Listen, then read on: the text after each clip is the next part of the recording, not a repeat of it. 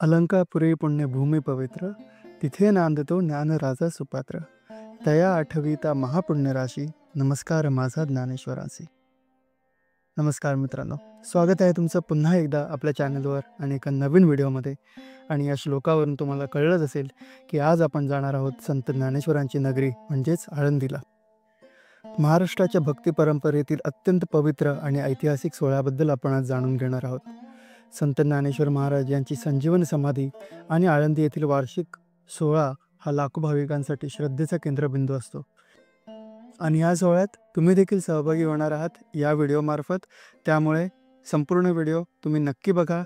व्हिडिओमध्ये तुम्हाला संत ज्ञानेश्वरांच्या आयुष्यातील बऱ्याचशा गोष्टी, त्यासोबतच सुंदर असं आळंदीचं ड्रोन फुटेज बघायला मिळणार आहे. त्यामुळे व्हिडिओ शेवटपर्यंत तुम्ही नक्की बघावा. चॅनलवर नवीन असाल तर आत्ता सबस्क्राईब करा. आणि आता आपण चालू करूया आपला व्हिडिओ. आळंदी किंवा देवाची आळंदी अशी ओळख असलेल्या या ठिकाणाला महाराष्ट्रातील प्रमुख धार्मिक स्थळ म्हणून मान्यता आहे. संत ज्ञानेश्वरांनी तब्बल 750 वर्षापूर्वी वारकरी संप्रदायाची सुरुवात याच ठिकाणावरून केली होती आणि त्यामुळे या जागेला अनन्यसाधारण असं महत्त्व आहे. महाराष्ट्रातील बऱ्याचशा प्रमुख जिल्ह्यातून आळंदीसाठी थेट STची सुविधा आहे किंवा तुम्ही पुणे रेल्वे स्टेशनला येऊन तिथून तुम्ही PMTच्या बसेसने आळंदीला पोहोचू शकता. तासाभराचं अंतर आहे. त्यामुळे प्रवासाच्या दृष्टीने देखील आळंदीला पोहोचणं हे खूप सोपं आहे. संजीवन समाधी सोहळा असल्या कारणाने महाराष्ट्रातील वेगवेगळ्या गावोगावातून आलेले वारकरी संप्रदायाची लोक आपल्याला इथे बघायला मिळतात.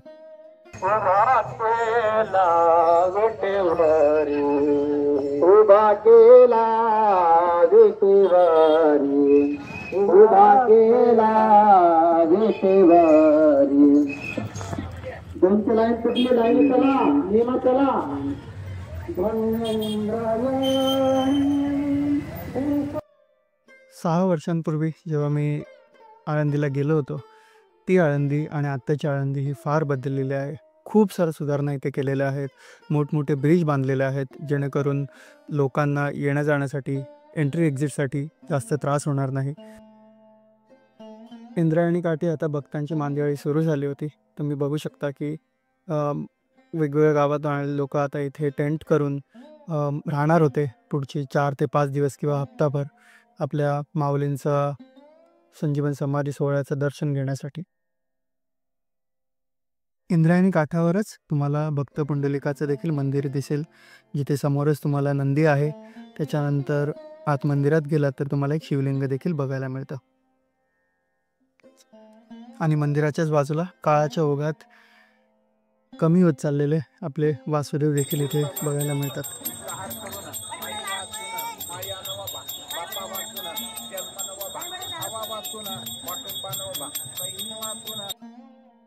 इंद्रायणी काठावरच पुढे विश्वशांती केंद्र हे उभारलेलं आहे.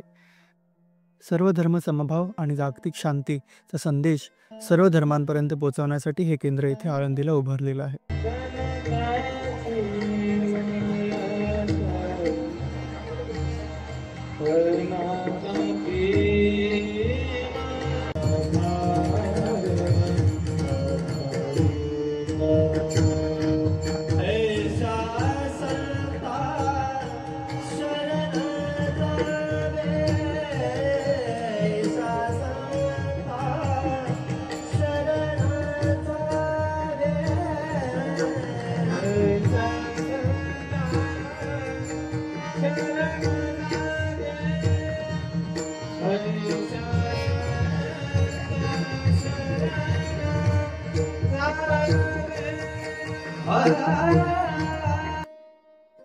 इंद्रायणीचं दर्शन घेतल्यानंतर आता आपण मुख्य बाजारपेठेतून पुढे चालत जाऊन महाद्वारातून प्रवेश करणार आहोत मंदिरामध्ये.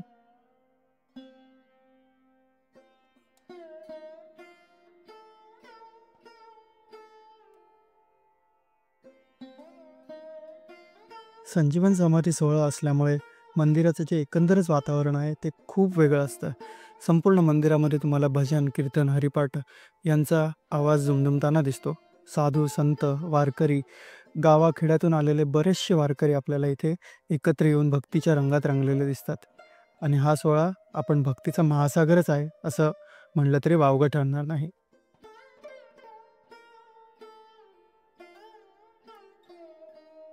संत ज्ञानेश्वर महाराज ज्यांनी आपल्या ज्ञानेश्वरी ग्रंथामध्ये संपूर्ण मानवजातीला ज्ञानाचा मार्ग दाखवला. त्यांनी फक्त 21व्या वर्षी आळंदी येथे संजीवन समाधी घेतली आणि हा दिवस कार्तिक वद्य एकादशीला साजरा केला जातो. सोहळ्याचा प्रारंभ हा झाला होता आणि त्याच्यामुळे तुम्ही इथे गर्दी देखील बघू शकता. पण या सर्व गर्दीमध्ये तुम्हाला पाण्याची सोय होती. त्याप्रमाणेच खिचडी देखील भक्तांना पुरवली जात होती. कारण जर का तुम्ही बघितलं तर या संपूर्ण मंदिरामध्ये तुम्हाला वयोवृद्ध जी लोक आहेत ती बऱ्याच प्रमाणात दिसतात, जे इथे माऊलींच्या दर्शनासाठी आलेले असतात आणि त्यामुळे त्यांची सेवा करण्यासाठी इथे सगळ्या सुसज्ज अशा सुविधा केलेल्या आहेत. या वयात देखील संत ज्ञानेश्वर माऊलींच्या बद्दलची जी प्रेरणा आहे, जी भक्ती आहे, ती या सर्व वयोगटाच्या लोकांमध्ये बघून मन अगदीच थक्क व्हायला होतं की या वयात देखील ही ऊर्जा त्यांना ज्ञानेश्वर माऊलींकडून मिळते.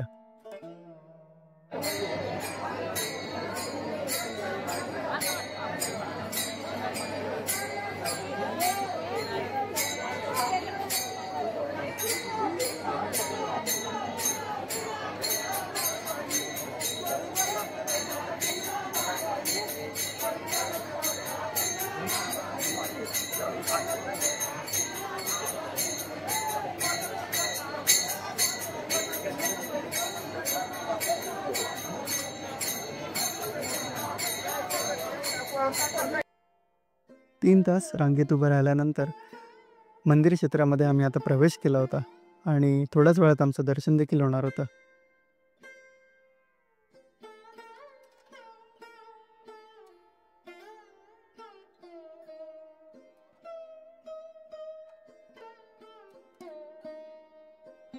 मंदिराच्या मूळ गाभाऱ्यात आता आपण आलो होतो, जिथे उजवीकडे आपल्याला गणपतीरायाची मूर्ती दिसते आणि डावीकडे संत ज्ञानेश्वर महाराजांची जी पालखी असते ती ठेवलेली होती, जिचं आपण दर्शन घेऊ शकतो. मूळ गाभाऱ्यात कोणत्याही प्रकारची व्हिडिओग्राफी करणं अलाउड नाही आहे, त्यामुळे आपण समाधीचं दर्शन घेतलं, तिथला जो दैवी अनुभव आहे तो घेतला आणि त्याच्यानंतर दर्शन घेऊन आपण बाहेर निघालो. ज्ञानेश्वर माऊलींच्या समाधीच्या दर्शनानंतर एक वेगळं चैतन्य तुम्हाला अनुभवायला मिळेल आणि त्यासाठी देखील तुम्ही आळंदीला नक्कीच एकदा गेलं पाहिजे आणि दर्शन घेतलं पाहिजे. मंदिर परिसरात तुम्हाला अनेक मंदिरं बघायला मिळतात. त्यापैकी एक म्हणजे मुक्ताबाई, आदिशक्ती मुक्ताईचं मंदिर आपल्याला इथे बघायला मिळतं. संत ज्ञानेश्वरांच्या धाकट्या बहिणीचं हे मंदिर आहे आणि तिथे देखील आपण आता दर्शन घेतलं.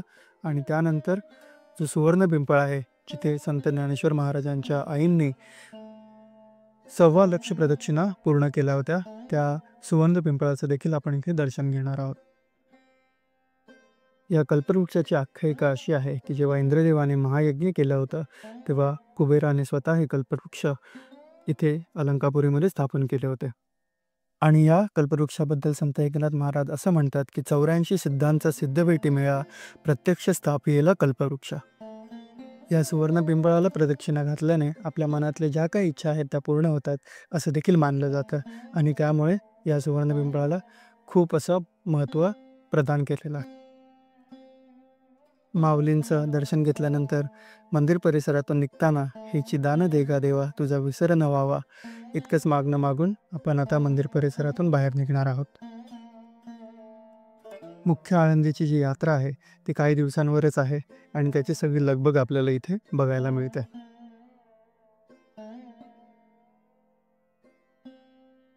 सकाळपासून आपण फक्त मंदिरातली जी खिचडी होती ती खाल्ली होती आणि त्यामुळे मंदिरातून बाहेर निघाल्यानंतर थोडी पेटपूजा आपण केली. आणि व्हिडिओच्या सुरुवातीला सांगितल्याप्रमाणे आता आपण करणार आहोत आळंदी दर्शन ड्रोनच्या मार्फत.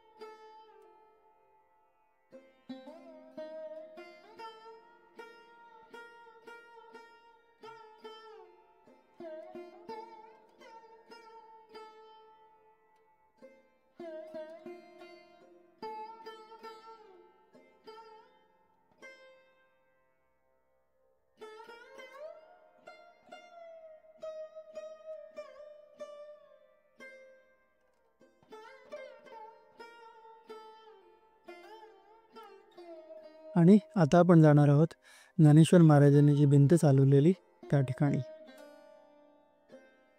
मूळ मंदिरापासून 5 ते 10 मिनिटं चालत जाण्याचा हा रस्ता आहे आणि यामागची जी कथा आहे ती इथून पुढे मी सांगणार आहे.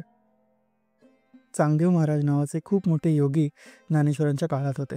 लहानपणापासूनच तप साधना करून त्यांनी अनेक दिव्य शक्ती आणि सिद्धी प्राप्त केल्या होत्या. त्यांना कुठल्याही सजीवावर नियंत्रण मिळवता येत असे. इतकी वर्ष योग साधना करून आणि सिद्धी प्राप्त करून सुद्धा देखील ते समाधानी नव्हते. अजूनही परब्रह्म म्हणजे देव आपल्याला कळलं नाही असं त्यांना वाटायचं. जेव्हा त्यांच्या कानी ज्ञानेश्वरांची कीर्ती गेली तेव्हा त्यांना उत्सुकता वाटली.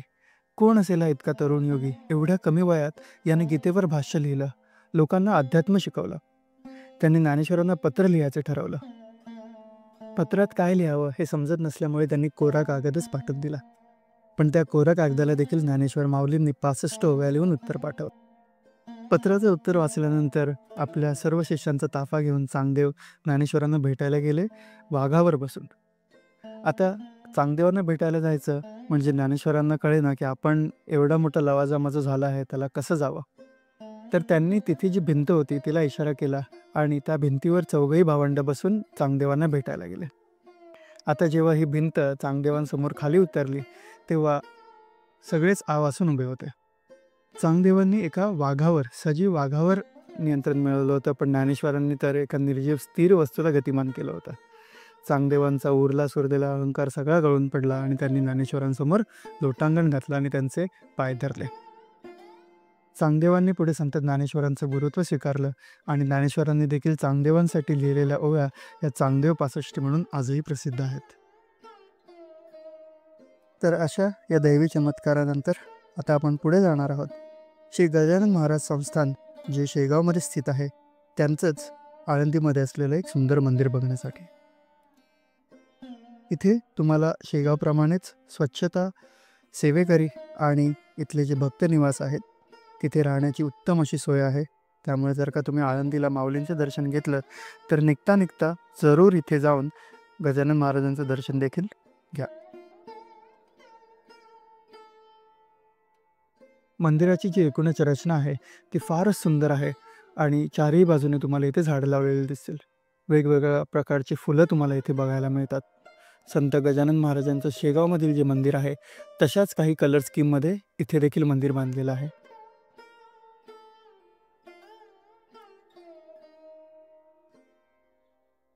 मंदिरात वर चालत जात असताना एक वेगळे चैतन्य आणि ऊर्जा तुम्हाला इथे नक्कीच अनुभवायला मिळेल.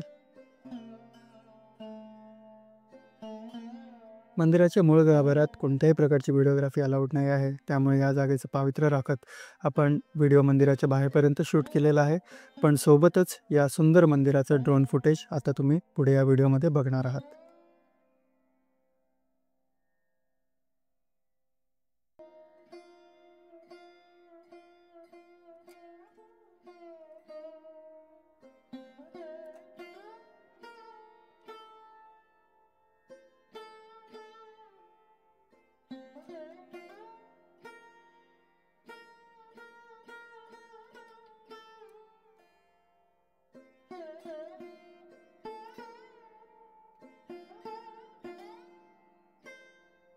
व्हिडिओच्या शेवटाकडे आता आपण पोचलेलो आहोत आणि नेहमीप्रमाणे मनातील काही गोष्टी इथे नमूद कराव्याशा वाटतात.